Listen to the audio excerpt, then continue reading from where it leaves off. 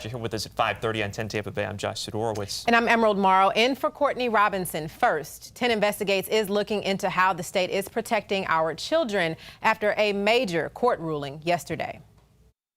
This child has been left with lifelong, lasting, severe psychological and physical impairments and injuries, and this jury saw that.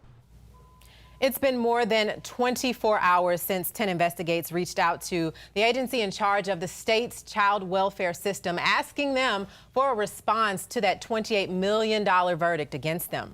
Sarasota County reached the verdict after finding a decision not to remove a 6-year-old child from a home, and the lack of a safety plan led to more abuse in a 2015 case. The family's lawyers say if more change isn't done at DCF, more children will suffer.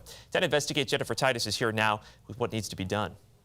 So there's two things with this case. Lawyers for the family say yes, change is needed within the system, but also investigators didn't follow its own protocols. Lawyers say DCF investigators did not call police for records that would have shown the mother's mental state. Now, they'd like to see a system making sure these investigators have immediate access to local police reports.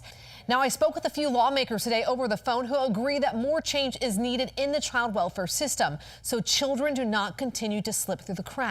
But also, since 2015, we have seen major changes within DCF thanks to laws passed. The biggest things, after Phoebe Johnchuk's murder in 2015, DCF changed its hotline protocol to mandate a quicker response in cases that involve mental health.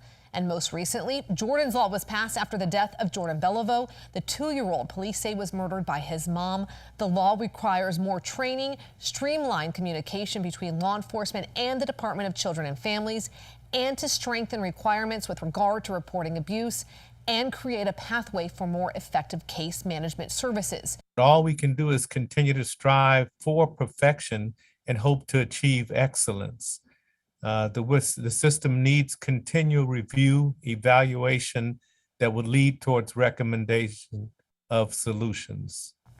And to read more about what the lawyers for the family of the Sarasota County case have to say about some of the changes they'd like to see, head to 10tampabay.com.